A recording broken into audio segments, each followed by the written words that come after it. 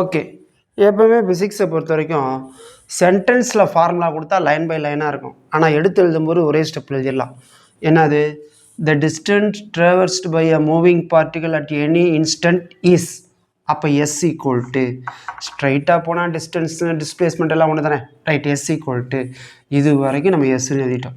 Next is, சரி, equal to half okay product. எது ரெண்டையும் ப்ராடக்ட் பண்ண போகிறீங்க, பெருக்கல் தான் போட தேவையில்லையே. Half its velocity and the time, அவ்வளோதான்.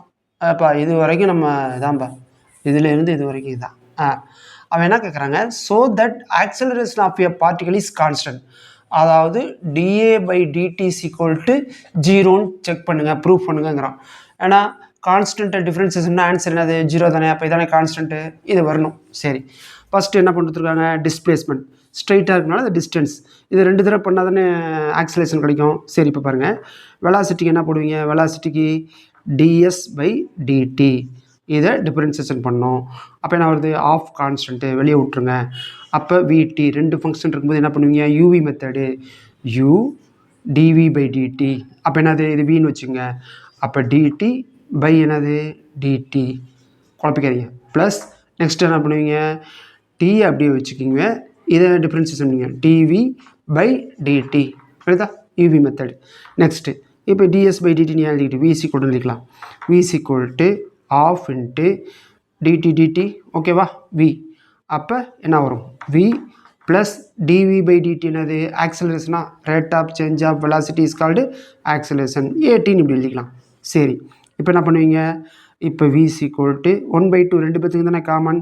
அப்போ 1/2 வி ஏடி பை 2, எப்படி எழுதுனா 1/2 தானே. சரி, வி ப்ளஸ் ஆஃப் இந்த சைடு வந்தால் மைனஸ் ஆஃப் வி சீக்குவல் என்னது? AD by 2. நெக்ஸ்ட்டு இப்போ ஒரு வீல் ஆஃப் வி போச்சுன்னா மீதி ஆஃப் வியா, ரைட், சீக்குவல் ஏடி பை 2 மறுகையா. அப்போ வி சீக்குவல் என்னது? ஏடி. ஆனால் நம்ம கேட்குறது ஆக்சலரேஷன் கேட்குறான். அப்போ என்ன பண்ணோம்? திரும்பி இது இன்னொரு தடவை டிஃபரன்சியேஷன் பண்ணணும். அப்போ வியை டிஃபரன்சியேஷன் பண்ணால் ஆக்சலரேஷன் தானே. அப்போ டிவி பை டிடி இதான் ஆக்சலரேஷன். அப்போ இதையும் தானே பண்ணோம், வழக்கம் போல் பண்ணுங்கள். யூவி மெத்தடு, யூ அப்படியே வச்சுக்கணும். டிஏ பண்ணால் டிடி பை டி, அது விக்கு பதில் அந்த இது ப்ளஸ் என்ன பண்ணுவீங்க? டிஏ அப்படியே வச்சுக்குவீங்க, அப்புறம் டிஏ பை டிடி, ஓகேவா?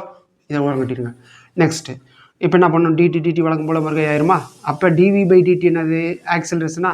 அப்போ ஆக்சலரேஷன் ஈக்குவல் டு இங்கே ஒரு acceleration plus t da by DD.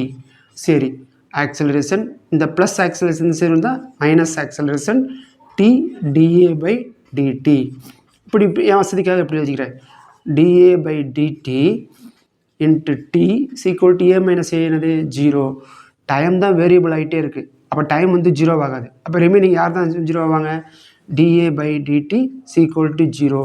Constant difference பண்ணால் answer 0. So a constant prove பண்ணிட்டோம்.